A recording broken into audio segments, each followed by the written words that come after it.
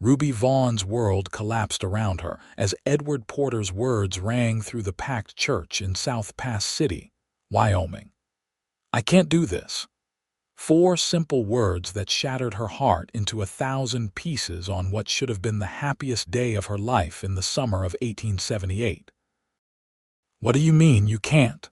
Ruby's voice trembled, barely audible as she stood frozen in her white wedding gown, the delicate veil still covering her face. The church had gone deathly silent, nearly 60 guests watching the disaster unfold with horrified expressions. Edward shifted uncomfortably, unable to meet her gaze. "I'm sorry, Ruby. I thought I could go through with it, but I can't. This isn't what I want." Ruby felt her father's hand tighten on her arm, his body stiffening beside her as his daughter was being humiliated in front of the entire town. She struggled to breathe, the tightly laced corset beneath her wedding dress suddenly feeling like a vice around her ribs. "You waited until now, until I'm standing here in my wedding dress." Her voice rose, cracking with emotion. "After 3 years together." Edward took a step back, his handsome face twisted with what appeared to be genuine regret but also unmistakable relief. "I'm sorry. I should have been honest sooner. I care for you, but—" "But not enough," she finished, her cheeks burning with humiliation as whispers began rippling through the church. From the back of the church, a tall figure moved slightly, hat in hand. Weston Xavier had arrived late, standing near the rear doors. Though not particularly close to either the bride or groom, as the newest ranch owner in the territory, he'd received an invitation alongside most of South Pass City's prominent citizens. His piercing blue eyes narrowed as he watched the scene unfold. "I think you should leave now, Edward," Pastor Miller said firmly, breaking the painful silence. As Edward turned to go, Ruby's mother let out a strangled sob from the front pew. Ruby stood motionless, her entire body numb with shock as her former fiancé walked down the aisle alone, eyes fixed on the floor, past the stunned faces of friends and family. The moment Edward pushed through the church doors and disappeared, the whispers erupted into full conversation. Ruby swayed slightly, her vision blurring with unshed tears. "Everyone, please," her father William Vaughn called out, his voice strained but commanding. "We thank you for coming, but we ask for your understanding during this difficult time. Please give our family some privacy." As the guests began to file out, throwing pitying glances toward Ruby, she finally allowed the tears to fall. Her mother rushed to her side, along with her younger sister Catherine, both putting protective arms around her. "Come, sweetheart," her mother whispered. "Let's get you home." Ruby nodded numbly, unable to process what had just happened. Her wedding day, the day she'd dreamed of since she was a little girl, had become her greatest humiliation. As they moved toward the side door of the church to avoid the crowd, Ruby caught sight of an unfamiliar face, a tall cowboy with dark hair and striking blue eyes, watching her with an expression unlike anyone else's. Not pity, but something she couldn't quite name.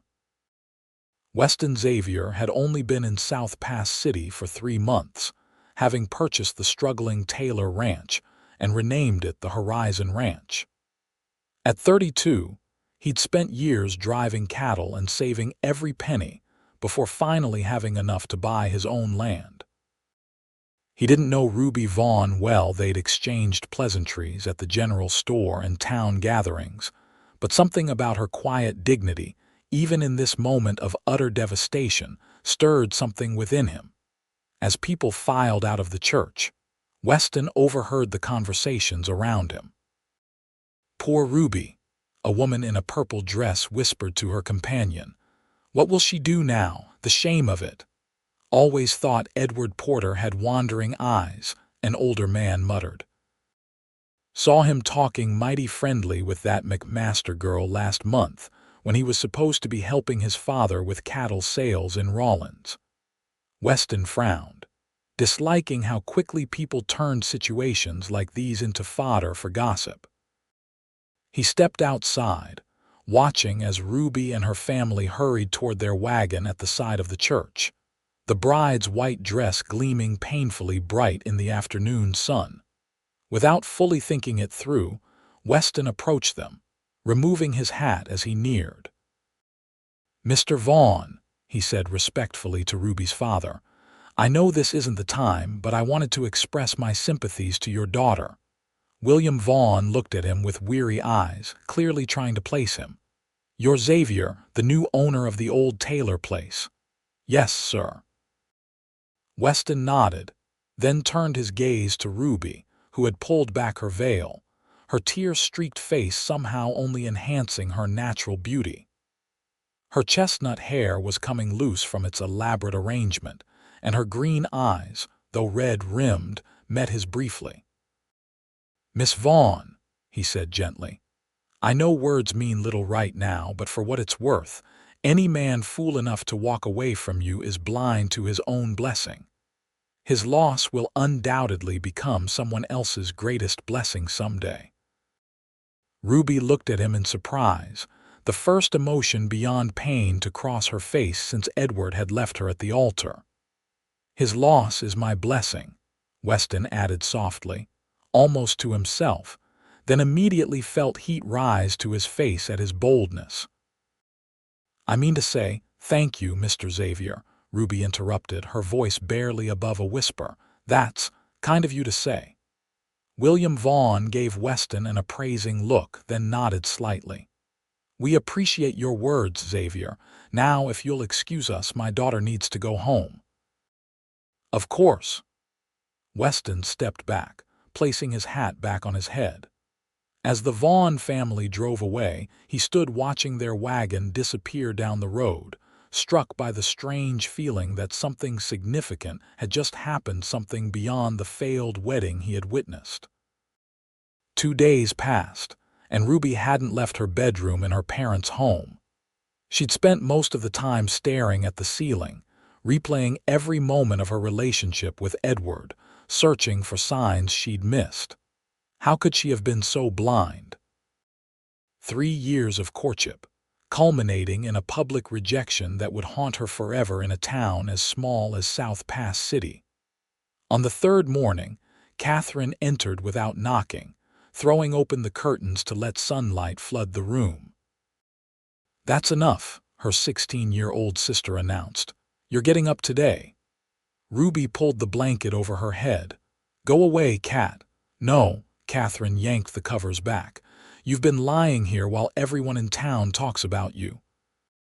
It's time to show your face and prove you're not destroyed by Edward Porter's stupidity." "But I am destroyed," Ruby whispered. Catherine sat on the edge of the bed. "No, you're not. You're hurt and humiliated, but not destroyed. There's a difference." She grabbed Ruby's hands. "Get dressed. We're going to town." "I can't face everyone," Ruby protested. "The pitying looks, the whispers. The longer you hide, the worse it will be," Catherine argued. "Besides, we need supplies and Father's busy with the cattle. Mother's not feeling well, so it has to be us." Ruby sighed, knowing her sister was right. She couldn't hide forever. "Fine.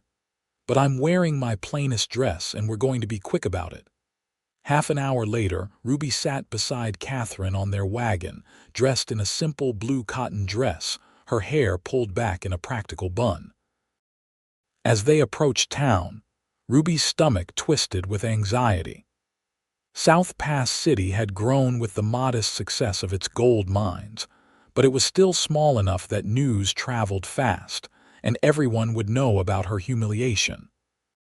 The main street was busy with the usual morning activity, miners heading to the saloon after their shifts, shopkeepers sweeping their porches, women carrying baskets of goods.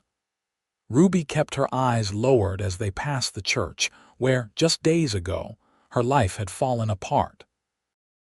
They pulled up in front of Hadley's General Store, and Ruby took a deep breath before climbing down from the wagon. She could already feel eyes on her, conversation pausing as people noticed her presence. Head high, Catherine whispered, squeezing her hand.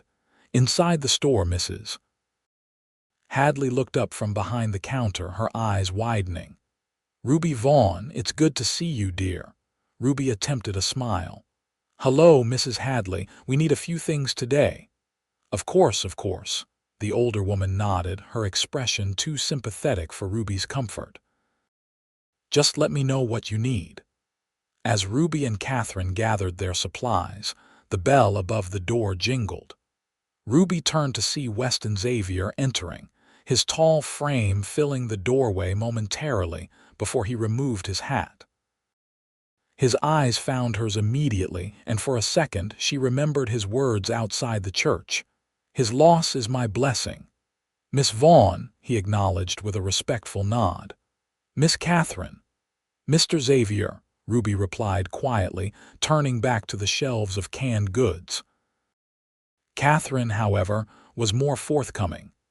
Good morning, Mr. Xavier. How are things at your ranch? Coming along, he replied. Had to replace some fencing on the north side after those storms last week. He moved further into the store but kept a respectful distance from the sisters. Ruby could feel his gaze occasionally, and it made her neck warm despite her efforts to focus solely on her shopping list. Unlike the pitying glances from others, his eyes held something different, a steady warmth that didn't make her feel like damaged goods. As they approached the counter to pay, Weston stepped forward. Miss Vaughn, I wondered if I might have a word. Ruby hesitated, clutching her basket tighter. I'm not really in a state for socializing, Mr. Xavier. I understand, he said, his voice low enough that only she could hear. But I have a business proposition that might interest you. I know you trained as a schoolteacher before your engagement. Ruby looked up in surprise. She had indeed completed teacher training in Cheyenne 2 years earlier, but had set aside those plans when she and Edward became engaged. He'd wanted her to focus on becoming a rancher's wife, not maintain a teaching position. What sort of proposition? She asked cautiously. I've hired several families to work my ranch, Weston explained. Between them, there are 8 children of school age with no proper education. I thought perhaps you might consider teaching them, at least for the summer. I'd pay a fair wage, of course. Ruby blinked, processing his offer. Teaching again using the skills she'd trained for but never fully put to use.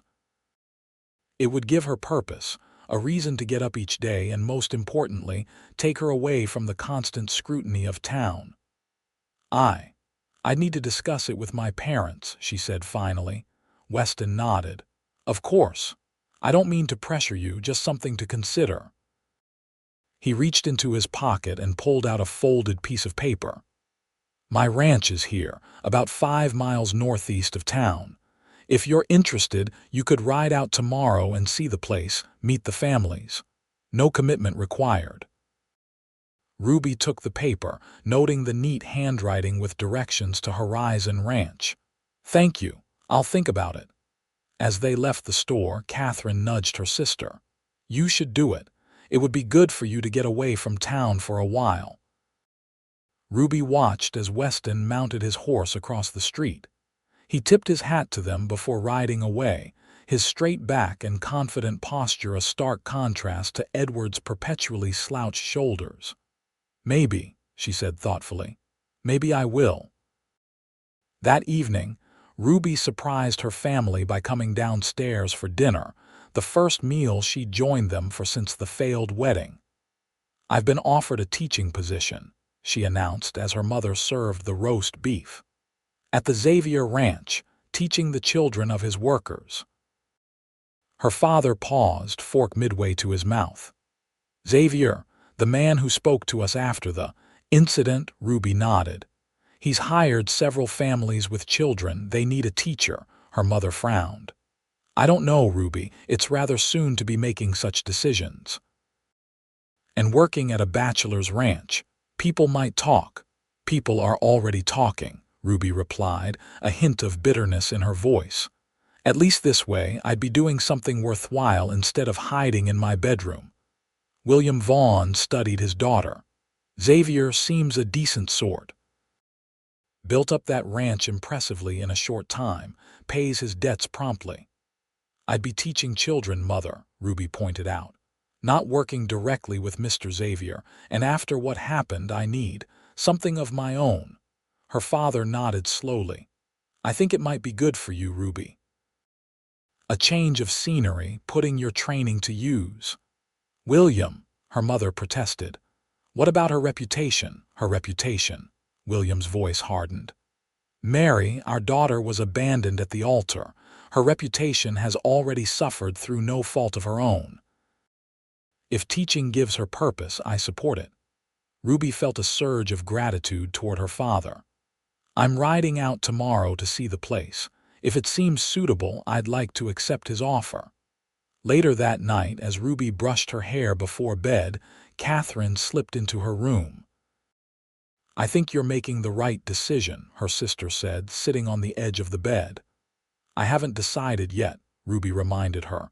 I'm just going to look. Catherine smiled knowingly. You've already decided, I can tell. She paused. He's handsome, isn't he, Mr. Xavier? Ruby felt heat rise to her cheeks. That has nothing to do with my decision. Of course not, Catherine teased. But you have to admit, those blue eyes are rather striking. Cat, Ruby threw her hairbrush at her sister, who dodged it laughing. I'm not interested in any man right now, especially not after Edward. Catherine's expression sobered. Not all men are like Edward, Ruby. Don't close your heart forever because of one coward. Ruby turned back to the mirror, studying her reflection. The past 3 days had left shadows beneath her eyes, and her face seemed thinner already. My heart isn't just broken, Cat. It's humiliated. There's a difference. The next morning dawned clear and mild, perfect for the 5-mile ride to Horizon Ranch. Ruby dressed in her riding skirt and a light blouse, packing a small bag with a spare shawl and her teaching credentials. Her father insisted on accompanying her, which relieved her. Facing Weston Xavier alone suddenly seemed daunting. The ride took them through rolling hills dotted with sagebrush, the mountains visible in the distance. As they crested the final hill, Ruby caught her first glimpse of Horizon Ranch. The main house was modest but well built, with a wide porch and fresh paint. Behind it stood a large barn and several outbuildings, all looking recently repaired. The corral held at least a dozen horses, and in the distance, cattle grazed on the verdant spring grass. He's done well with the place, her father commented as they approached. Taylor let it run down badly those last few years. As they rode into the yard, Weston emerged from the barn, wiping his hands on a rag. He straightened when he saw them, a smile breaking across his tanned face. Mr. Vaughn, Miss Vaughn, he called, striding toward them. Welcome to Horizon Ranch. Ruby was struck again by his height and the easy confidence in his movements. Unlike many of the men in town who'd grown soft with age or drink, Weston Xavier clearly worked alongside his hired hands. Xavier, her father greeted, dismounting and helping Ruby down from her mare. Impressive operation you've built here. Thank you, sir. Still a work in progress. Weston's eyes moved to Ruby. I'm glad you decided to come, Miss Vaughn. I wanted to see what you had in mind for the teaching position, she replied, striving to keep her voice professional despite the flutter of nerves in her stomach. Of course. Let me show you around and then introduce you to some of the families. He gestured toward a small building set apart from the others. That's what I had in mind for the schoolhouse. It was a storage shed, but we've cleaned it out and put in windows for light. It needs work, but it's a start. As they walked across the ranch yard, Ruby noticed how orderly everything was. Unlike some operations that grew haphazardly, Horizon Ranch showed signs of careful planning. Flower boxes brightened the main house windows, and even the work areas were neat and organized. The proposed schoolhouse was indeed basic, a rectangular building with newly installed windows and a plank floor that had been scrubbed clean. A wood stove stood in one corner, and simple benches had been arranged in rows. "It's not much," Weston said, watching her face carefully. "But with proper desks and a chalkboard, it could serve the purpose. I thought if you took the position, you could tell me what else you'd need." Ruby walked the length of the room, trying to envision it filled with students. The space was adequate, and the light from the windows illuminated the room nicely. "It has potential," she admitted. After touring the schoolhouse, Weston led them to a small cabin near the main house. "This would be your accommodation, if you decide to stay here rather than commute daily from town. It was the foreman's quarters, but I had it refurbished for a teacher." The cabin was simple but comfortable, with a small bedroom, sitting area, and a tiny kitchen. Fresh curtains hung at the windows, and a vase of wildflowers sat on the table, a thoughtful touch that surprised Ruby. "Now, let me introduce you to some of the families," Weston suggested, leading them toward a cluster of cabins beyond the barn. Throughout the next hour, Ruby met 3 families who worked on the ranch: the Pattersons with 3 children ages 8 to 12, the Murphys with twin 10-year-old boys, and the Reeds with 3 children including a 15-year-old daughter who, Mrs. Reed explained, desperately wanted to continue her education. "The nearest school is in town," Weston explained as they walked back toward the main house. "Too far for daily travel, especially in winter. These children deserve an education." "Yes, they do," Ruby agreed, already warming to the idea. The children had been polite and eager, clearly excited at the prospect of having a teacher. Weston invited them to stay for lunch, and they sat on the porch of the main house while his cook, an older woman named Mrs. Holloway, served a simple but delicious meal of cold chicken, fresh bread, and apple preserves. "What sort of curriculum did you have in mind, Mr. Xavier?" Ruby asked as they ate. "I'll defer to your expertise on that," he replied. "Reading, writing, arithmetic are essential, of course.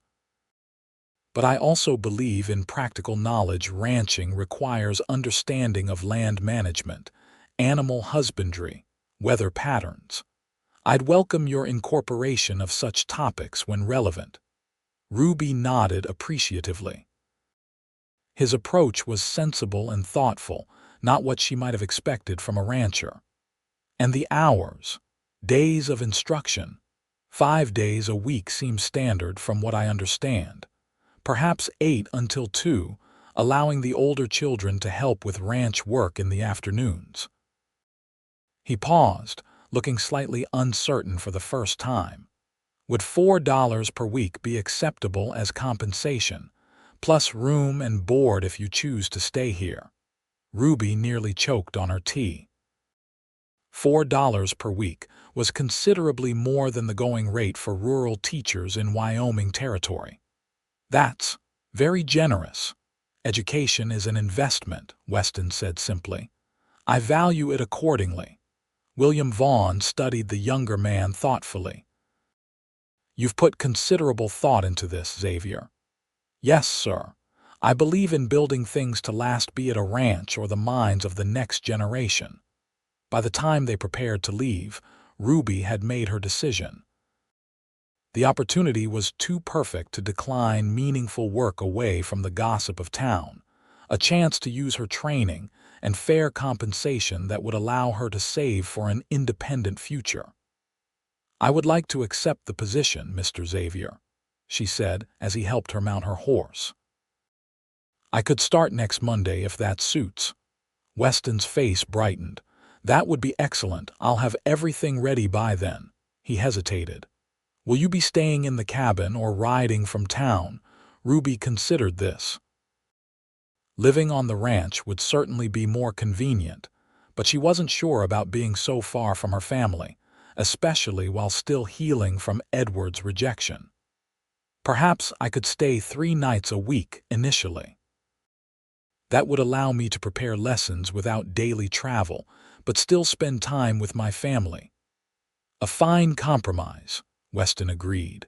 Whatever makes you most comfortable, Miss Vaughn. As they rode away, her father was unusually quiet until they were halfway back to town. He's a good man, I think, he finally said.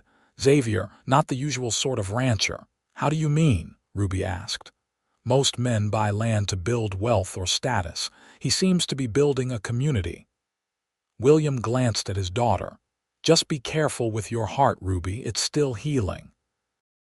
Papa, Ruby protested. I'm accepting a teaching position, not a courtship. William Vaughn smiled slightly. Of course, just a father's observation. Ruby urged her horse ahead, not wanting her father to see the color rising in her cheeks. She was not interested in Weston Xavier or any man. She was interested in rebuilding her life and her confidence, one day at a time. The following Monday, Ruby arrived at Horizon Ranch with 2 trunks, one containing her teaching materials and books, the other her personal belongings for the nights she would stay in the cabin. Weston greeted her in the yard, helping her down from the wagon her father had driven. Welcome, Miss Vaughn, he said, lifting her trunks with ease. Everything is prepared for your first day tomorrow. I've had word sent to all the families. The cabin looked even more welcoming than before. Fresh linens adorned the bed, and the pantry had been stocked with basic provisions. A small bookshelf now stood in the corner, currently empty but waiting for her collection. Mrs. Holloway will bring your supper each evening you're here, Weston explained, unless you prefer to cook for yourself.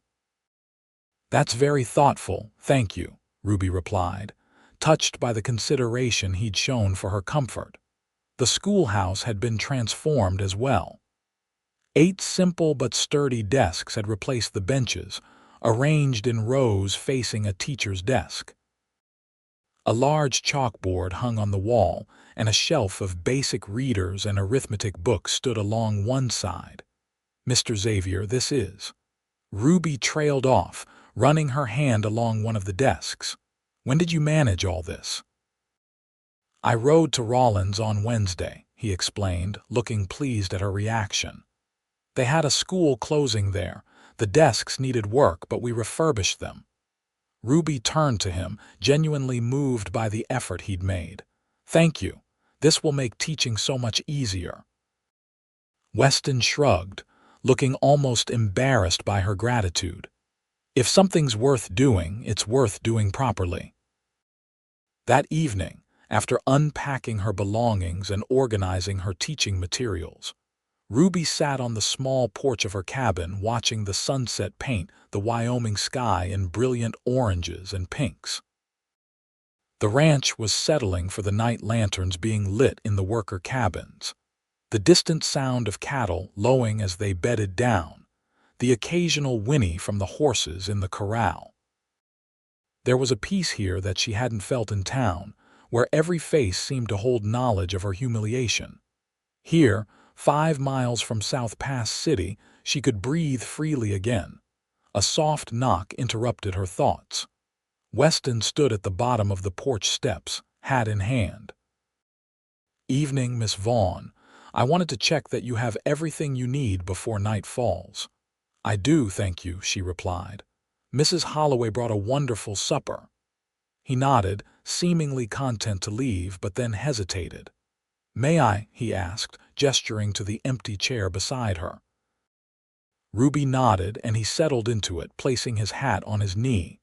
For a few moments, they simply sat in companionable silence, watching the last rays of sunlight disappear behind the mountains. Beautiful, isn't it? Weston finally said. That's why I named it Horizon Ranch. The sun sets here. They remind a person that today's troubles end with nightfall, and tomorrow brings fresh possibilities. Ruby glanced at him, surprised by the poetic sentiment from a man who seemed so practical in every other way. That's a lovely thought. I should let you rest before your first day, he said, rising. But I wanted to thank you, Miss Vaughn. Thank me. I haven't taught a single lesson yet. You took a chance on us on this ranch, these families." He looked out over the property, his expression soft with pride. Building something worthwhile takes more than just one person. As he walked away, Ruby found herself watching his retreating figure longer than was strictly proper. There was something about Weston Xavier that intrigued her, a depth that belied his straightforward manner. She reminded herself sternly that she was here to teach, to heal, to rebuild her own life, not to develop an interest in another man so soon after Edward's betrayal. Still, as she prepared for bed that night, she couldn't help but compare the two men. Edward had always been charming and smooth-talking, full of grand plans that somehow never materialized. Weston was the opposite, a man of few words but consistent action, who seemed to build rather than merely dream. The next morning, Ruby woke before dawn, anxiety and excitement mingling in her stomach. Her first day as a real teacher, not just a trainee. She dressed carefully in a modest blue dress with a white collar, pinned her hair in a simple but neat style, and gathered her teaching materials. By 7:30, she was in the schoolhouse, writing the day's lessons on the chalkboard and organizing readers by age group. At precisely 8 o'clock, the door opened and children began filing in, some eager, others clearly reluctant, but all scrubbed clean and dressed in their best clothes for the occasion. "Good morning," Ruby greeted them with a warm smile. "I'm Miss Vaughn, and I'll be your teacher. Please find seats appropriate to your age, younger children in the front, older in the back." There was some shuffling and whispering as the 8 children sorted themselves out. Ruby noticed that 15-year-old Sarah Raid, the oldest student, helped the youngest Patterson boy find his place, showing a natural kindness that Ruby immediately appreciated. Once they were seated, Ruby took attendance, learning each name and trying to connect it with the right face. Then she explained her expectations: respect, diligence, and a willingness to help one another learn. "Today, I'd like to assess where each of you stands in your studies," she explained. "So I'll be coming around to work with you individually while the others complete assignments." The morning passed quickly as Ruby discovered the wide range of educational levels among her students. The Murphy twins could barely read despite being 10, while Sarah Reed was quite advanced in mathematics and grammar. The youngest Patterson child, 8-year-old Joshua, had a quick mind but struggled to sit still for more than a few minutes at a time. By noon, when she dismissed them for lunch, Ruby felt both exhausted and exhilarated. Real teaching was challenging in ways her training hadn't fully prepared her for, but also deeply satisfying. She'd connected with these children in just one morning, glimpsed their personalities and potential. As the children scattered to return home for their midday meal, Ruby noticed Weston leaning against the corral fence, watching. He straightened when he saw her emerge from the schoolhouse. "How was the first morning?" he called. Ruby walked over to him, grateful for the chance to discuss her impressions. "Promising. They're at very different levels, which will make group instruction challenging, but they are all eager to learn. Even Tim Murphy. His father says he'd rather chase toads than read books." Ruby laughed. "Even Tim, though I did catch him drawing what appeared to be a toad in his arithmetic book." Weston smiled, his blue eyes crinkling at the corners. "You'll be good for them, I can already tell." "I hope so," Ruby replied, suddenly self-conscious under his approving gaze. "I should prepare for the afternoon lessons." "Of course. Mrs. Holloway left lunch for you in your cabin." The first week passed in a blur of lesson planning, teaching, and adjusting to life divided between the ranch and her family home. Ruby discovered that she truly loved teaching, despite its challenges. Each small breakthrough, Tim Murphy finally reading a full sentence aloud, Little Joshua, mastering his addition facts, brought her a sense of accomplishment that helped heal the wounds left by Edward's rejection. On Friday afternoon, as the children filed out after their lessons, Ruby noticed a commotion in the ranch yard. A wagon had arrived, loaded with supplies, and the ranch hands were unloading crates and barrels. Weston stood overseeing the process, checking items against a list in his hand. Curious, Ruby walked over. "Preparing for something special, Mr. Xavier," he looked up, a smile breaking across his face when he saw her. "Miss Vaughn." "Yes, actually, I'm holding a small gathering tomorrow evening, a barn dance for the ranch families." "Nothing elaborate, just some music, food, and perhaps dancing if people are inclined." He hesitated. "I was hoping you might attend as you're part of the ranch now." Ruby hesitated. A social gathering, even a small one, seemed daunting after her public humiliation. Yet these families had welcomed her warmly, and the thought of returning to town for the weekend suddenly seemed less appealing than usual. "The Patterson girls have been talking of nothing else all week," she admitted. "I suppose I could stay an extra night." "Excellent," Weston replied, looking genuinely pleased. "Nothing formal, just neighborly fellowship. The ranch hands have worked hard this spring, and I thought they deserved some celebration before the summer work intensifies." That night, Ruby found herself standing before the small mirror in her cabin, holding up the two dresses she'd packed, neither suitable for a dance. She hadn't anticipated needing such attire at the ranch. With a sigh, she decided to ride to town in the morning to fetch something more appropriate.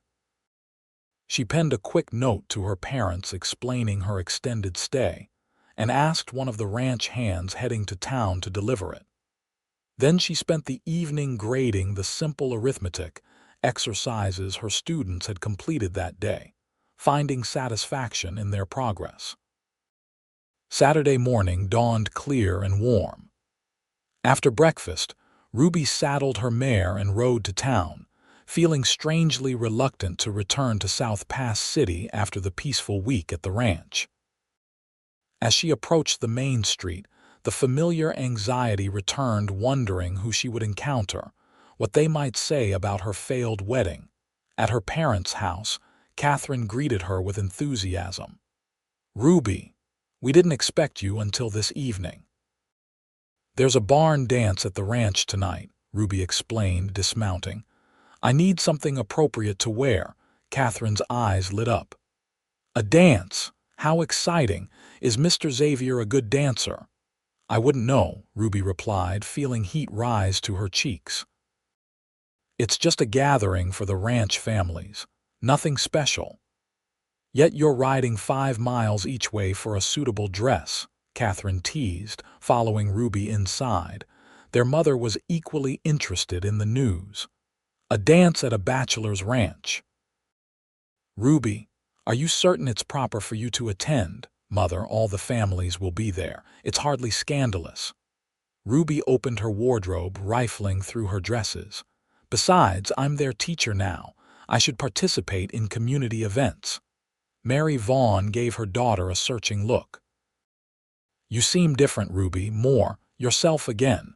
Ruby paused, considering this. "I suppose I am. Teaching gives me purpose, and being away from town means fewer pitying looks and whispers."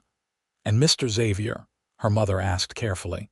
"What sort of man is he proving to be? Kind, fair, respected by his workers?" Ruby pulled out a sage green dress she hadn't worn in months. "He's building something meaningful at that ranch." Catherine helped her try on the dress, which complemented Ruby's chestnut hair and brought out the green in her eyes. It wasn't new or fancy, but it was pretty and appropriate for a casual dance.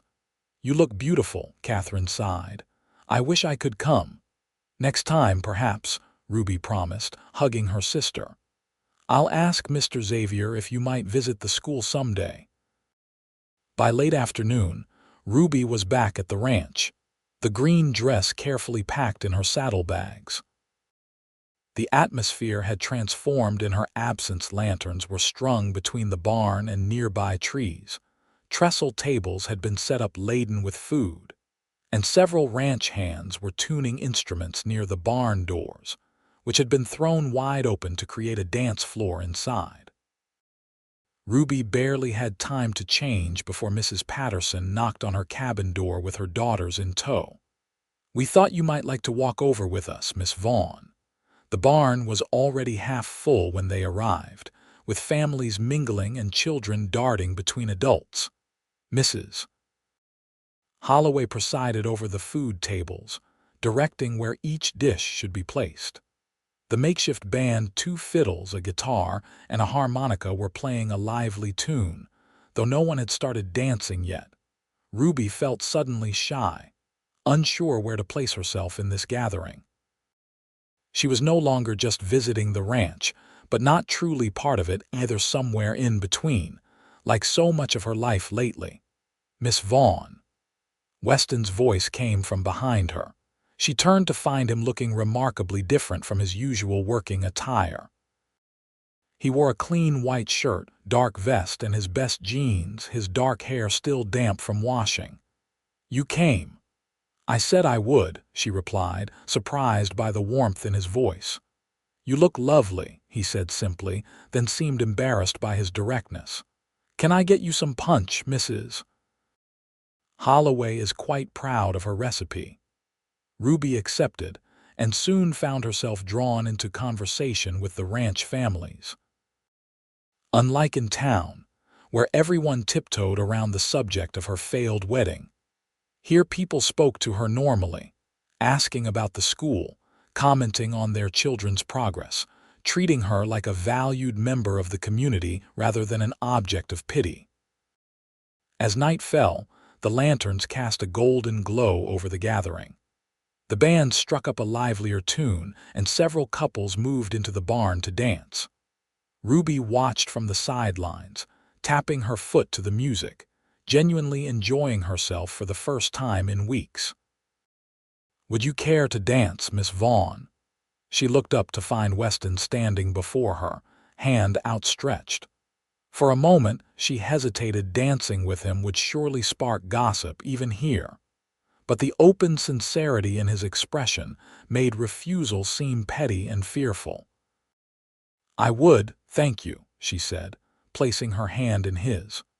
Weston led her to the barn floor, taking her right hand in his left and placing his other hand respectfully at her waist. He was a surprisingly good dancer, moving with the same natural confidence he showed on horseback. "I've been meaning to tell you," he said as they circled the floor, "how impressed I am with what you've accomplished in just 1 week. Mrs. Patterson says Joshua actually asked to practice his letters at home yesterday." Ruby smiled, pleased by the validation. "They're good children, eager to learn when approached properly." "It takes a special kind of person to inspire that eagerness," Weston replied. "Not everyone could do what you're doing." As they danced, Ruby found herself relaxing, enjoying the simple pleasure of movement and music. Weston was respectful but attentive, his hand steady at her waist, his steps sure as he guided her through the patterns of the dance. When the music ended, he escorted her back to the edge of the floor, where Mrs. Murphy immediately engaged her in conversation about the twins' reading progress. Throughout the evening, Ruby danced several more times with Mr. Patterson, with the ranch foreman, and twice more with Weston, whose blue eyes seemed to find her wherever she was in the gathering. By the time the celebration wound down near midnight, Ruby realized she had gone hours without thinking of Edward or her humiliation. Instead, she had simply been herself, Ruby Vaughn, teacher, dancer, woman with her own purpose and path. As families gathered their sleepy children and headed to their cabins, Weston offered to walk Ruby to hers.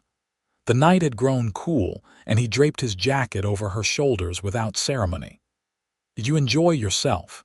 he asked as they walked slowly through the lantern-lit yard. "Very much," she admitted. More than I expected to.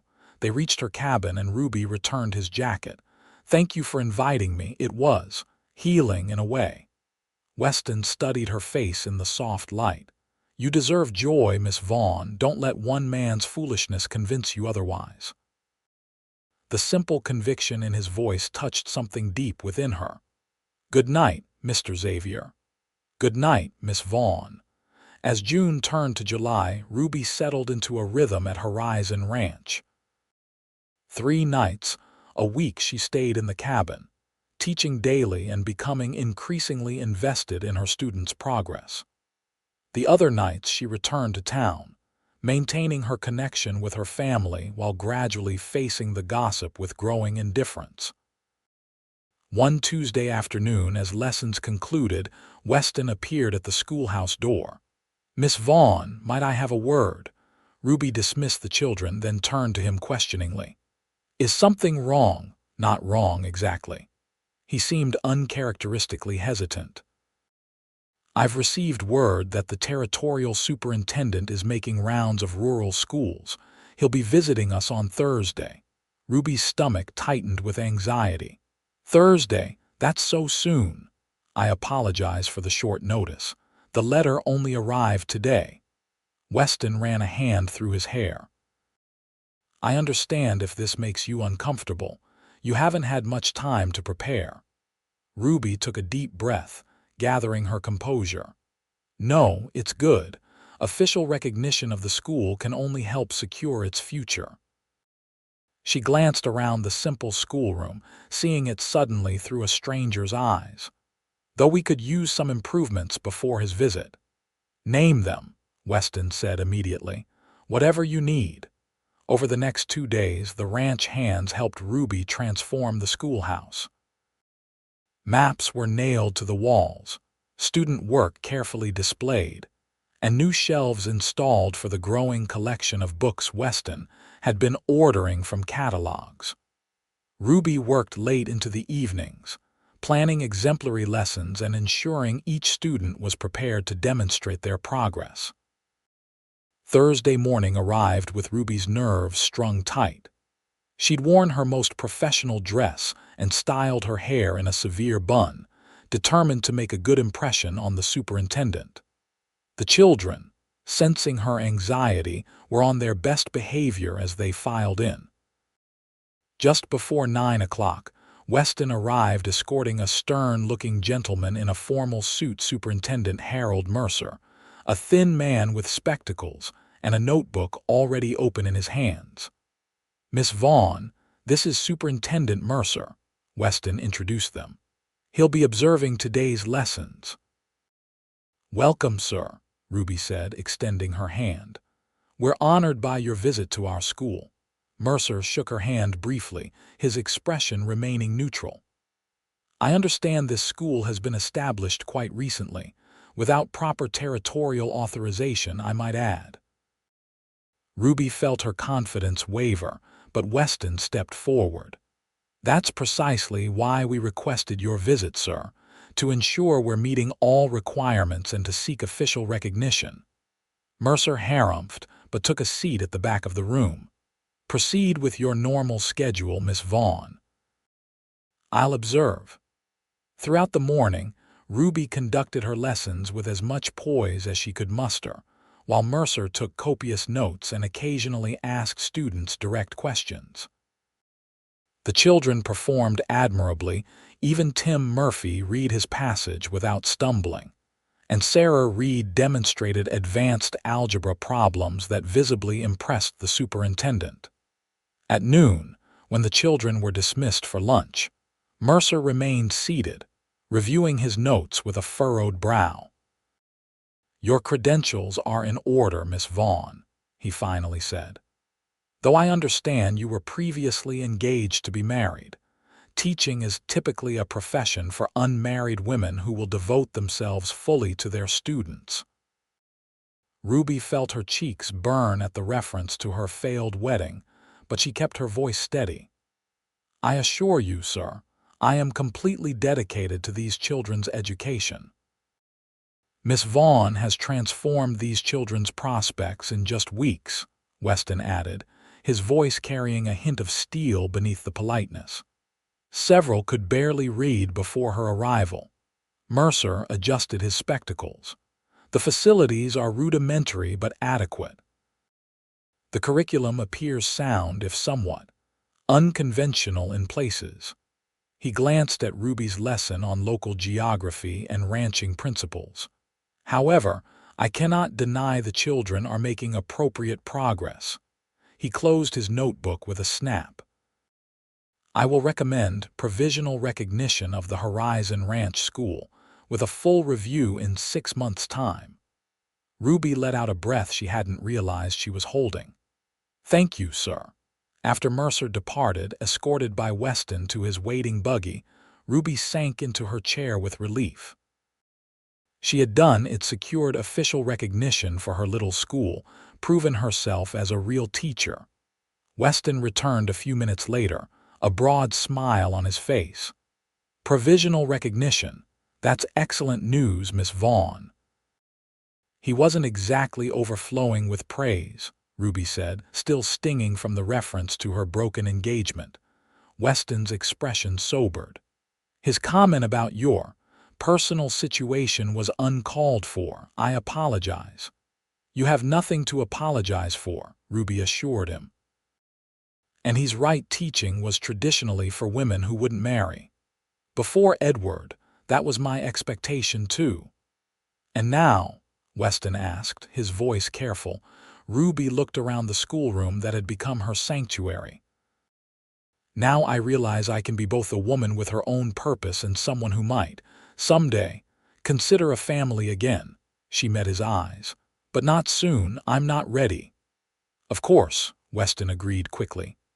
I wasn't suggesting, I know, Ruby interrupted, suddenly embarrassed. I just wanted to be clear about my priorities. An awkward silence fell between them, the first since she had come to the ranch. Finally, Weston nodded. Your priorities are admirable, Miss Vaughn, and this ranch is fortunate to have you for as long as you choose to stay. As July turned to August, the heat intensified across Wyoming territory. The schoolroom became stifling by midday, forcing Ruby to move lessons outside to the shade of a large cottonwood tree behind the building. The children enjoyed the change, though containing their attention with the distractions of nature proved challenging. One particularly hot Thursday, Ruby had just dismissed the students when she noticed an unfamiliar wagon approaching the ranch. As it drew closer, her blood ran cold. Edward Porter sat at the reins, his father beside him. Ruby froze, her heart hammering in her chest. She hadn't seen Edward since the day he'd left her at the altar, had carefully avoided any place in town where she might encounter him. The wagon pulled up near the main house, and Edward jumped down, scanning the ranch yard until his eyes found her. For a moment, he hesitated, then began walking in her direction with determined strides. Ruby stood her ground, though every instinct screamed for her to flee to her cabin. She was no longer the humiliated bride. She was a teacher, a woman rebuilding her life. She would not hide. Ruby, Edward called as he neared, removing his hat. I heard you were teaching out here. Miss Vaughn, she corrected coldly. What brings you to Horizon Ranch, Mr. Porter? Edward had the grace to look abashed at her formality.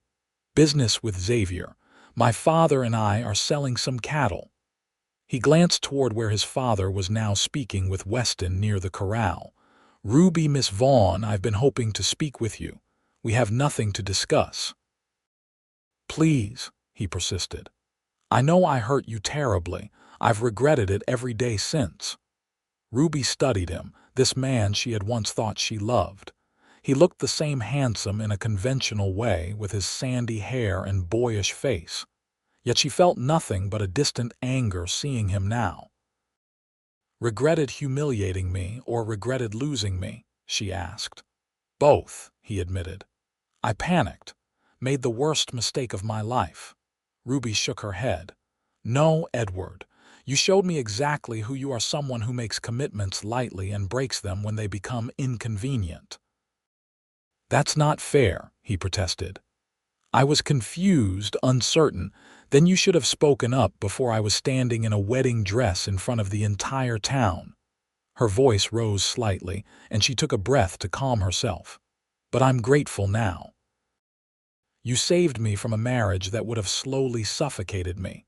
Edward blinked, clearly not expecting this response. You've changed. Yes, Ruby agreed simply. I have. Before Edward could respond, footsteps approached from behind her. Miss Vaughn, Weston's deep voice carried a question. Is everything all right?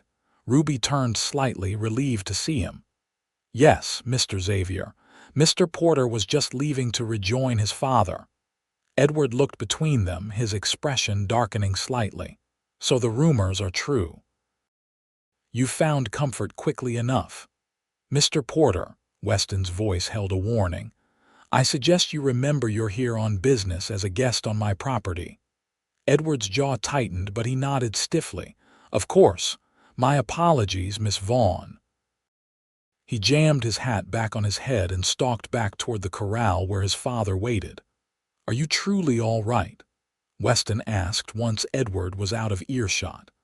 I had no idea Porter would be coming today. His father arranged the sale. I'm fine, Ruby assured him, surprised to find it was actually true. Seeing Edward had not devastated her as she might have feared. Instead, it had confirmed how far she had come from that broken woman on the church steps. Truly. Weston studied her face carefully, then nodded. You're a remarkable woman, Ruby Vaughn. It was the first time he'd used her given name, and something in the way he said it with such quiet admiration made her breath catch. Thank you for checking on me, she said softly. Always, he replied simply. That evening, Ruby sat on her cabin porch watching the sunset and reflecting on the day's encounter. Seeing Edward had been difficult, but also clarifying. She no longer loved him, wasn't sure she ever truly had, beyond the comforting idea of him, the security of an expected path. A gentle knock interrupted her thoughts. Weston stood at the bottom of her steps, a small package in his hands. May I join you for a moment? Ruby nodded, gesturing to the other chair. The Porters left hours ago. Yes, the business is concluded. He sat beside her, placing the package on the small table between them. I brought you something, a small token of appreciation for how you handled today's unexpected situation. Ruby opened the package curiously, finding a leather-bound copy of Tennyson's poems inside. This is beautiful, she said, running her fingers over the embossed cover. I noticed you quoting Ulysses to Sarah Reed last week, Weston explained. Thought you might enjoy having the collection. The thoughtfulness of the gift touched her deeply. Edward had never paid enough attention to notice such details about her interests or passions. Thank you. This means a great deal to me. Weston nodded, seeming pleased by her reaction. They sat in companionable silence as the sun dipped below the horizon, painting the sky in spectacular hues. I meant what I said earlier, Weston finally spoke. You are remarkable, Ruby. The way you've rebuilt your life, your dignity in the face of Porter today. Many would have crumbled under such circumstances. Ruby looked at him, truly looked at this man who had become such an important part of her new life. In the golden light of sunset, his features seemed softer, his blue eyes warm with admiration that he no longer attempted to disguise. I had help, she said softly. Your words that day at the church, about his loss being someone else's blessing, they gave me hope when I needed it most. I spoke without thinking, Weston admitted. Seeing you there, so brave despite your pain, something in me responded. I'd barely spoken 3 words to you before that day. Yet you created this opportunity for me when I needed it most. Ruby gestured toward the schoolhouse visible in the distance. You saw value in me when I couldn't see it in myself." Weston leaned forward slightly, his expression earnest. "Ruby, he stopped abruptly, seeming to think better of whatever he'd been about to say. "I should let you enjoy your evening. Tomorrow will be another busy day." As he rose to leave, Ruby found herself reluctant to end their conversation. Something was shifting between them, had been shifting gradually all summer, and for the first time she didn't feel the need to resist it. "Weston," she said, using his given name for the first time. "Thank you, not just for the book, but for everything." The smile that spread across his face made her heart beat faster. "Good night, Ruby." As August progressed toward September, Ruby found herself increasingly torn between her life at the ranch and her obligations in town. The school was thriving, her students making remarkable progress, and her relationship with Weston had evolved into a warm friendship that hinted at deeper possibilities neither of them had yet acknowledged openly. Yet her mother had begun to express concern about Ruby's extended absences, particularly as rumors circulated about her close association with the bachelor rancher. Though William Vaughn defended his daughter's choices, Ruby could sense her mother's increasing discomfort with the arrangement. One Friday evening, as Ruby prepared to return to town for the weekend, Weston approached her as she saddled her mare. "I wondered if you might delay your departure briefly," he said. "There's something I'd like to discuss with you." Ruby nodded, curious about his formal tone. "Of course." He led her to the main house porch, where they sat in the chairs that had become their usual place for end-of-day conversations. Weston seemed uncharacteristically nervous, turning his hat in his hands before finally speaking. "The Territorial School Board has contacted me," he began. "They've reviewed Superintendent Mercer's report and are prepared to offer full recognition to our school, not just provisional status." Ruby's eyes widened. "That's wonderful news, much sooner than we expected." "Yes," Weston agreed, "but there's a condition. They require a commitment that the school will operate for at least 2 full academic years to justify the official recognition." Ruby understood immediately the implication. "And they need assurance the teacher will remain for that duration." Weston nodded. 2 years, with the standard provision that a female teacher would resign if she marries during that time. He looked uncomfortable with this last part. "It's their policy, not mine." Ruby sat back, processing this information. 2 years at Horizon Ranch. 2 years of teaching, of purpose, of independence. 2 years living in the small cabin, seeing Weston daily, allowing whatever was growing between them to either blossom or fade naturally with time. "What are your thoughts?" she asked carefully. Weston met her eyes directly. "I believe in what you're building here, Ruby. These children deserve the continuity of education you can provide. The ranch can offer security, purpose, community." He paused. "But I would understand completely if you felt it was too long a commitment, or if you had other plans for your future." Other plans. The words hung between them, loaded with unspoken meanings. Both knew that other plans traditionally meant marriage, family, the path Ruby had once expected to take with Edward. "May I have some time to consider?" Ruby finally asked. "It's a significant decision." "Of course," Weston assured her. "The board requires an answer by the end of the month. Take all the time you need until then." That weekend at her parents' home, Ruby was unusually quiet, considering the school board's offer from every angle. On Saturday evening, Catherine found her sitting alone on the back porch, staring at the distant mountains. "You've barely said 10 words since you arrived home," Catherine observed, settling beside her. "What's troubling you?" Ruby explained the school board's offer and the 2-year commitment it would require. "If I accept, I'd be essentially choosing teaching over marriage for at least that period." Catherine studied her sister thoughtfully. Is that what's truly bothering you? Or is it something else, someone else making this decision complicated? Ruby sighed. Her sister knew her too well. Weston and we've become close. Nothing improper, she added hastily. But there's something there, something neither of us has acknowledged directly. You care for him, Catherine stated simply. And I suspect he cares for you, so the teaching contract would mean postponing any possibility between you for 2 years.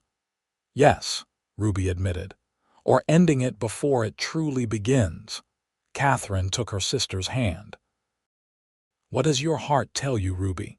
Not what convention dictates, not what mother might prefer, but what you truly want. Ruby considered this, trying to envision her future along different paths. I love teaching, she finally said. I love seeing the children grow and learn. I love the independence, the purpose it gives me. She paused. And yes, I care for Weston, but I'm not ready to gamble my newfound strength on feelings that might not endure. Then perhaps your answer is clearer than you thought, Catherine suggested gently. Monday morning found Ruby riding back to Horizon Ranch with her decision made. She found Weston in the corral, working with a young horse. He saw her approach and handed the reins to a ranch hand, coming to meet her at the fence. You're back early, he observed, helping her dismount. I wanted to speak with you before school begins, Ruby explained. About the teaching position. Weston nodded, his expression carefully neutral. Let's walk a bit.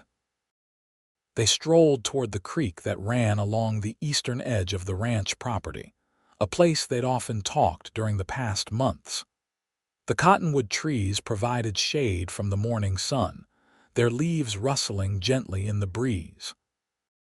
I've decided to accept the 2-year contract, Ruby said when they reached their usual spot by the water. Teaching these children has given me purpose and joy.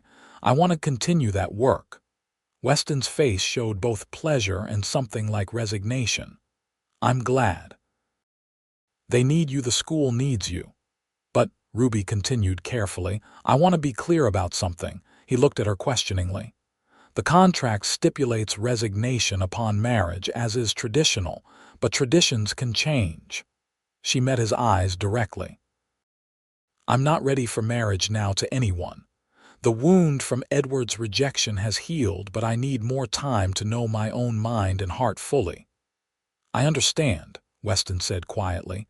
I would never pressure you, Ruby, you know that. I do. She took a deep breath. What I'm trying to say is that accepting this contract doesn't mean I'm closing the door on possibilities. It means I'm giving myself time to be certain of what I want, while doing work that matters to me. A slow smile spread across Weston's face, his blue eyes lighting with hope. Possibilities, he repeated. I like that word. Ruby smiled back, feeling as though a weight had lifted. I thought you might. For what it's worth, Weston said carefully, I'm willing to wait for possibilities to become certainties. The simple declaration, so honest and direct like everything about him, warmed Ruby's heart. Thank you for understanding. As they walked back toward the schoolhouse, Weston's hand brushed against hers, not quite holding it, but an acknowledgement of the understanding they'd reached. They would wait, allowing their feelings to develop naturally over time without pressure or haste. By the way, Weston mentioned as they neared the schoolhouse, I've ordered more books for our library, including some advanced texts for Sarah Reed. That girl has a remarkable mind. Our library. The casual phrase highlighted how much had changed since that first day in June. The school had become a shared creation, a collaboration neither could have built alone. She does, Ruby agreed. I've been thinking she might be ready to prepare for teacher training herself in another year. With the proper guidance. Another teacher from Horizon Ranch, Weston mused. I like that idea, building something that continues beyond ourselves. As the children began arriving for the day's lessons, Ruby felt a profound sense of rightness. She had made the correct choice for herself, for these children, and for the possibility of a future that would unfold in its own time. Autumn arrived, bringing cooler temperatures and spectacular color to the Wyoming landscape. The school continued to thrive, with Ruby's students showing impressive progress in their quarterly assessments. She had settled into a comfortable routine, spending 4 nights a week at the ranch now and weekends with her family in town. One crisp October morning, Ruby arrived at the schoolhouse early to find a note pinned to the door in Weston's handwriting. "Miss Vaughn, please meet me at the main house before school. Important news to discuss." Curious and slightly concerned, Ruby made her way to the house, where she found Weston on the porch with a telegram in his hand. "Good morning," she greeted him. "Your note sounded urgent." "Not urgent in a bad way," he assured her, holding up the telegram. "I've received news that might interest you. The territorial governor is making a tour of notable developments in the region, and our school has been recommended as a stop on his itinerary." Ruby's eyes widened. "The governor, here?" "In 2 weeks' time," Weston confirmed. It seems Superintendent Mercer was more impressed than he let on. "He's highlighted our school as an example of educational innovation in rural areas." "That's remarkable," Ruby said, still processing the news. "Though our little schoolhouse is hardly impressive enough for a gubernatorial visit." "It's not about the building," Weston pointed out. "It's about what you've accomplished with these children. Their progress has been extraordinary." Ruby felt a flush of pride at his words. "We should prepare something special, perhaps have the students demonstrate their learning, display their work." "Exactly what I was thinking," Weston agreed. "And there's something else." He hesitated briefly. "The governor's visit will receive newspaper coverage. Your success here will be recognized beyond South Pass City." Ruby understood the implication immediately. Her name would appear in territorial papers not as the jilted bride, but as a successful educator. The thought was both terrifying and deeply satisfying. "We have much to do," she said, practical as always. "The students will need to be prepared, the schoolhouse made presentable."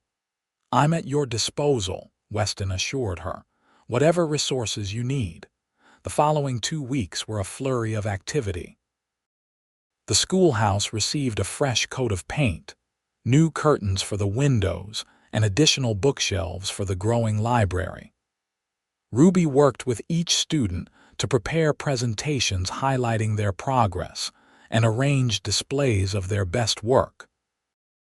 The day before the governor's visit, Ruby stayed late at the schoolhouse, making final preparations. As twilight approached, she lit a lantern to continue working, determined that everything would be perfect for tomorrow's important visitor. She was so absorbed in arranging a display of student essays that she didn't hear Weston enter until he spoke. "You should rest, Ruby. Everything looks wonderful," she started, then smiled tiredly. "Just a few more touches." Weston moved beside her, gently taking the papers from her hands. "The governor will be impressed no matter what. These children and their accomplishments speak for themselves." Ruby sighed, acknowledging his point. "I suppose you're right. It's just, this feels important, not just for the school but for me personally." "I understand," Weston said quietly.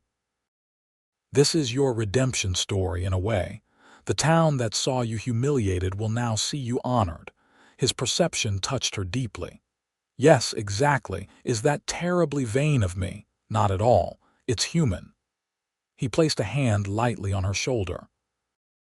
"But remember, you've already succeeded, regardless of what happens tomorrow. These children's lives are changed forever because of you." Ruby looked up at him, struck again by how completely he seemed to understand her. Without thinking, she reached up and placed her hand over his on her shoulder. "Thank you, Weston, for everything." Something shifted in his expression, a softening, an intensity that made her breath catch. For a moment, she thought he might kiss her and was surprised to realize how much she wanted him to. Instead, he stepped back slightly, maintaining the boundary they'd tacitly agreed upon. You should get some rest. Tomorrow will be a big day. The governor's visit exceeded all expectations.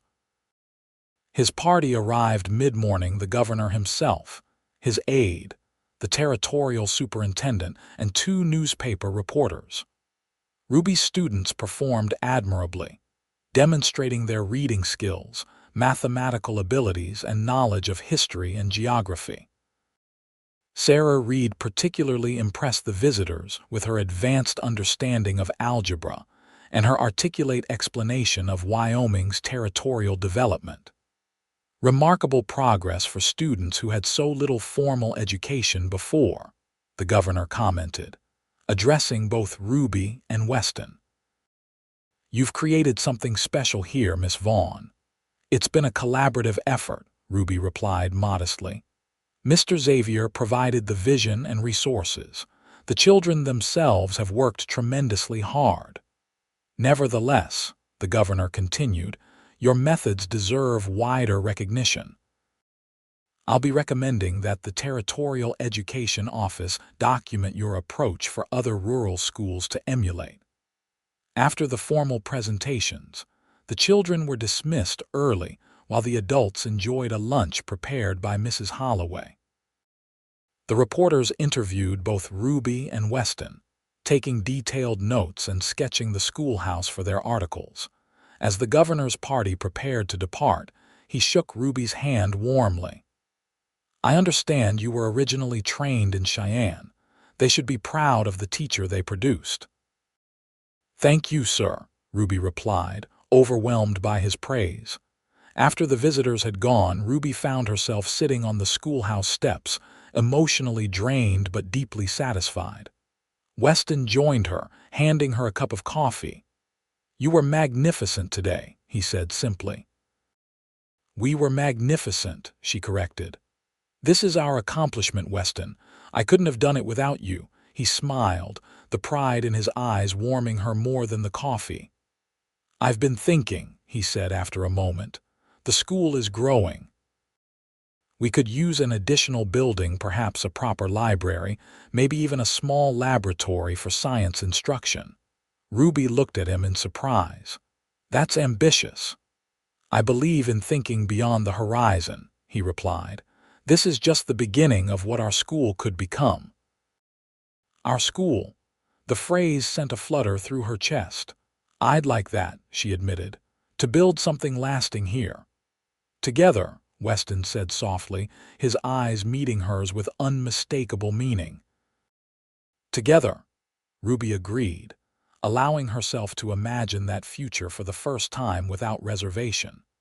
2 days later, the territorial newspapers published glowing accounts of the Horizon Ranch School, praising Ruby's innovative teaching methods and Weston's commitment to rural education.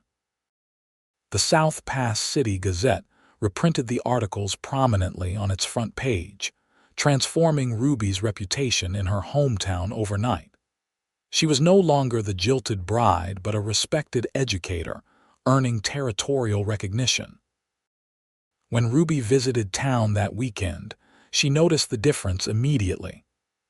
People who had avoided her eyes for months now nodded respectfully or stopped to congratulate her on the newspaper coverage. Even Mrs. Porter, Edward's mother, approached her outside the general store. Miss Vaughn, the older woman said hesitantly, I wanted to say how impressed we all are with your accomplishments. The school sounds wonderful.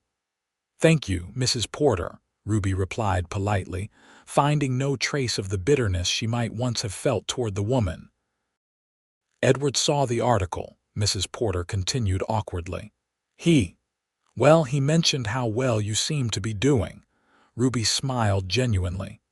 Please tell him I'm very happy in my new role. I hope he's well. As Mrs. Porter walked away, Catherine appeared at Ruby's side, having witnessed the exchange. That was gracious of you, she commented, especially considering how she snubbed you after the wedding debacle. Ruby shrugged. It doesn't matter anymore. That chapter of my life is closed. Catherine studied her sister thoughtfully. And a new chapter is beginning, perhaps one involving a certain rancher. Ruby felt heat rise to her cheeks. Nothing is official, Cat. We're taking our time. But you care for him, Catherine pressed, and he clearly adores you. Everyone can see it. It was evident even in the newspaper interview. We're building something important together, Ruby acknowledged. The school, the community at the ranch. And yes, there are feelings between us. But we've agreed to move slowly. I'm still healing, and he respects that. Catherine linked her arm through Ruby's as they walked down the street. He's nothing like Edward, is he? No, Ruby agreed. Nothing at all. Edward always had grand ideas but little follow-through. Weston, he builds, steadily, patiently, with vision and purpose.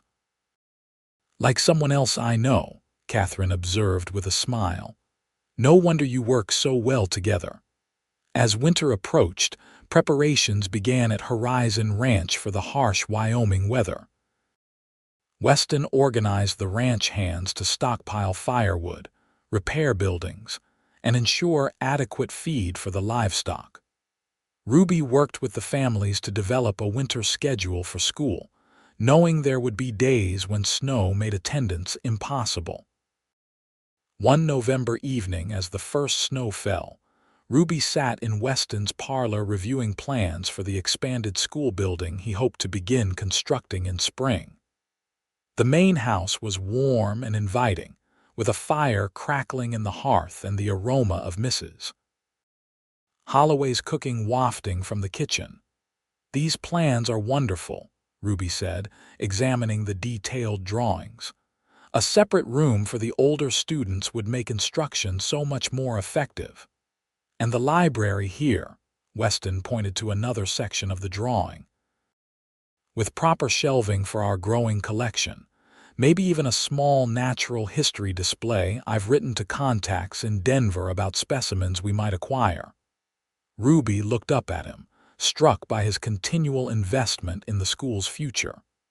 You're building an educational legacy here, Weston. Something that could outlast all of us. He met her eyes, his expression soft in the firelight. That's my hope. Not just a ranch, but a community. A place where people can grow, learn, build lives worth living. The way he looked at her made Ruby's heart beat faster. Over the months, their relationship had deepened into something that went beyond friendship, but remained officially undefined. They had not spoken directly of their feelings since that summer day by the creek, honoring the agreement to give Ruby time. But sitting here in the warmth of his home, discussing their shared vision for the future, Ruby realized something fundamental had shifted within her.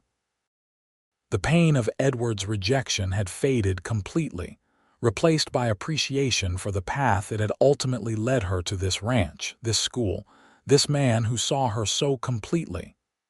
Weston, she said softly, I've been thinking about possibilities lately. He went very still, understanding immediately her reference to their earlier conversation. Have you? Ruby nodded, gathering her courage. The school board contract specifies that female teachers must resign if they marry, but it doesn't say they can't be rehired under special circumstances. Weston's eyes widened slightly. What are you saying, Ruby? I'm saying that perhaps it's time we acknowledge what has been growing between us. She met his gaze steadily. I care for you, Weston, deeply, and I believe you care for me too. More than care, he said, his voice rough with emotion. Ruby, I've loved you since I saw you standing in that church, holding your head high despite your breaking heart. I loved your courage, your dignity, and every day since, I've found new reasons to love you more. The simple declaration, so honest and direct, brought tears to Ruby's eyes. Then why have you never said anything? All these months?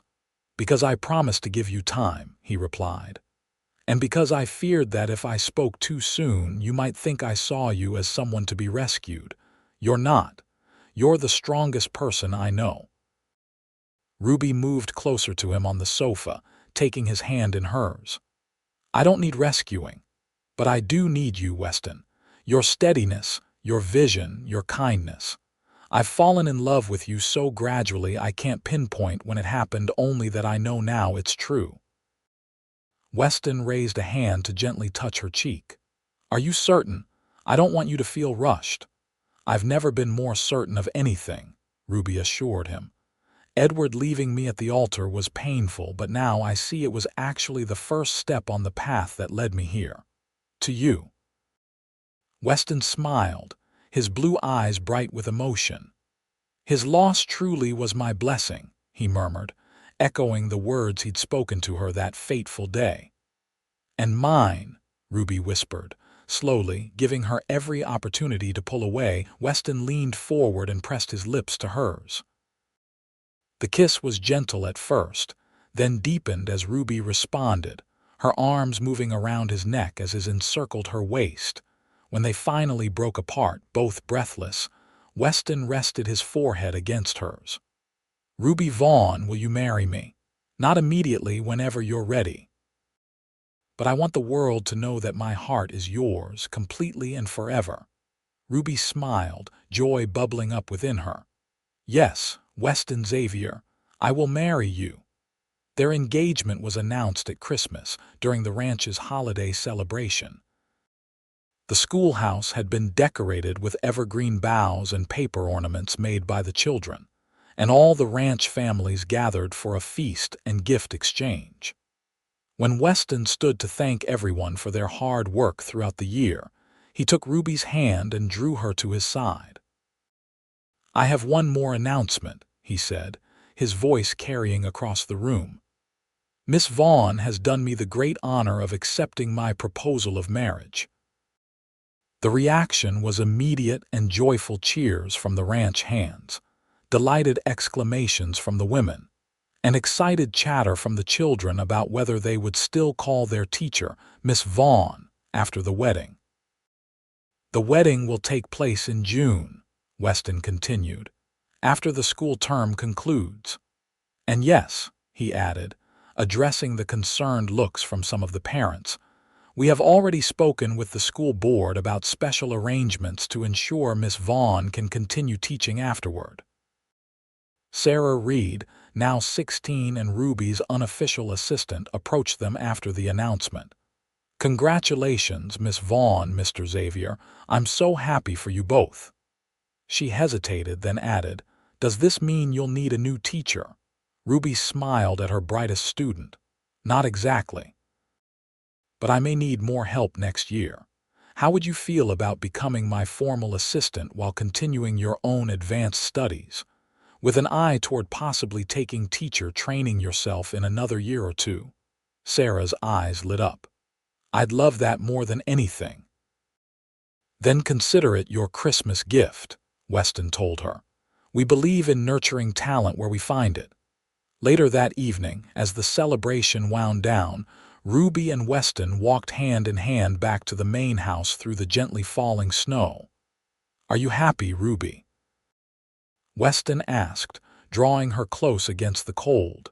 "Completely," she assured him. "Though part of me still can't believe how much has changed in less than a year. Last Christmas, I was planning a wedding to a man who didn't truly love me. Now I'm engaged to a man who loves me for exactly who I am." "Who you are is extraordinary," Weston said simply. "I thank God every day that Edward Porter was fool enough to let you go." Ruby laughed softly. "As do I, strange as that sounds." They reached the porch of the main house, but instead of going inside, Weston drew Ruby into his arms. The moonlight reflected off the snow around them, bathing everything in silver light. "I want to build a life with you, Ruby. Not just the school, not just the ranch, though those are important, but a family, a legacy, a love that grows deeper with each passing year." Ruby looked up at him, this man who had transformed her life with his quiet strength and unwavering belief in her. "That's what I want too, to build something beautiful together, day by day." Weston kissed her then, as the snow fell softly around them, sealing their promise of a future neither could have imagined a year before, a future born from heartbreak but built on something far stronger. Mutual respect, shared purpose, and a love that had grown naturally, rooted in the rich soil of genuine understanding. Ruby and Weston were married on a perfect June morning in 1879, not in the church that held painful memories for Ruby, but in the schoolyard of Horizon Ranch, surrounded by students, ranch families, and their loved ones from town. Ruby wore a simple ivory dress, her chestnut hair adorned with wildflowers gathered by her students that morning. Her father walked her down an aisle formed by rows of wooden chairs, his face beaming with pride. At the makeshift altar stood Weston, looking more handsome than ever in a new black suit, his blue eyes never leaving Ruby as she approached. Pastor Miller, who had witnessed Ruby's humiliation the year before, now had the joy of joining her to a man truly worthy of her. We gather today to celebrate not just the union of two hearts, but the triumph of hope over despair, of new beginnings over painful endings, he began. As they exchanged vows, Ruby thought of how far she had come from the broken woman left at the altar to this confident bride, certain of her choice and her future. When Weston slipped the simple gold band onto her finger, his hands were steady, his eyes full of promise. "I now pronounce you husband and wife," Pastor Miller declared. "Mr. Weston Xavier, you may kiss your bride." The kiss they shared was sweet and tender, a promise of the life they would build together. As they turned to face their cheering guests, Ruby caught sight of Edward Porter standing at the back of the gathering. He had come with his parents, who had been invited out of courtesy as longtime town residents. For a moment their eyes met, and he nodded slightly in acknowledgement, perhaps, that things had worked out as they should. Ruby nodded back, feeling no bitterness, only gratitude for the path that had led her to this day. Then she turned back to her husband, her heart full of joy for the future they would create together. The wedding celebration continued well into the evening, with tables set up around the ranch yard for a feast prepared by Mrs. Holloway and the other ranch wives. Lanterns were strung between trees, casting a golden glow as darkness fell. The ranch hands had cleared a space for dancing, and a small band played lively tunes late into the night. "Mrs. Xavier," Weston murmured as they danced beneath the stars, "I've waited so long to call you that." "It sounds wonderful," Ruby replied, leaning her head against his shoulder. "Though to my students I'll remain Miss Vaughn for clarity's sake." Weston chuckled. "A small price to pay for keeping our excellent teacher." As promised, the school board had approved a special arrangement allowing Ruby to continue teaching after her marriage, with Sarah Reed as her formal assistant. It was an unconventional solution, but the school's success and the governor's praise had made them willing to bend traditional rules. When the celebration finally wound down, Weston led Ruby not to the main house but to a smaller building set a short distance away. "I have a wedding gift for you," he explained, opening the door. Ruby gasped as she stepped inside. It was a brand new home, modest but beautifully crafted, with a parlor, kitchen, 2 bedrooms, and a small study lined with bookshelves. Fresh curtains hung at the windows, and a vase of wildflowers stood on the dining table. "When did you do this?" she asked, turning in a circle to take it all in. "How did you keep it secret?" "We started building in March, whenever you were in town," Weston explained, clearly delighted by her reaction. "Everyone helped the ranch hands, even some of the older students. I wanted us to have our own home, not just rooms in the main house." Ruby explored each room, touched by the thoughtful details: the desk in the study positioned to catch the morning light, the bookshelf in the bedroom already holding her favorite volumes, the kitchen arranged exactly as she would have done it herself. "It's perfect," she said, eyes shining with happy tears. "Absolutely perfect." Weston drew her into his arms. "Welcome home, Ruby Xavier." The years that followed brought growth and change to Horizon Ranch. The school expanded as Weston had envisioned, with a new building constructed in 1880 featuring separate classrooms for different age groups, a proper library, and even a small laboratory for science instruction. Ruby continued teaching, with Sarah Reid as her assistant until 1881, when the young woman left for teacher training in Cheyenne with Weston and Ruby's full support. In the spring of 1880, Ruby gave birth to their first child, a son they named William after her father. 2 years later, a daughter followed, whom they called Eleanor after Weston's mother. Both children grew up surrounded by books and learning, with the ranch as their playground and the school community as their extended family. By 1885, the Horizon Ranch School had become a model for rural education throughout Wyoming Territory, with educators coming from as far as Denver to observe Ruby's teaching methods. The governor who had visited years earlier, now serving in the territorial legislature, frequently cited the school as an example of what could be accomplished through private initiative and community commitment. Ruby never regretted her decision to remain a teacher after marriage. The balance of family, teaching, and ranch responsibilities was challenging at times, but deeply fulfilling. Weston supported her completely, often taking the children with him on ranch rounds when Ruby needed quiet time for lesson planning, or taking over household duties when school demands were particularly heavy.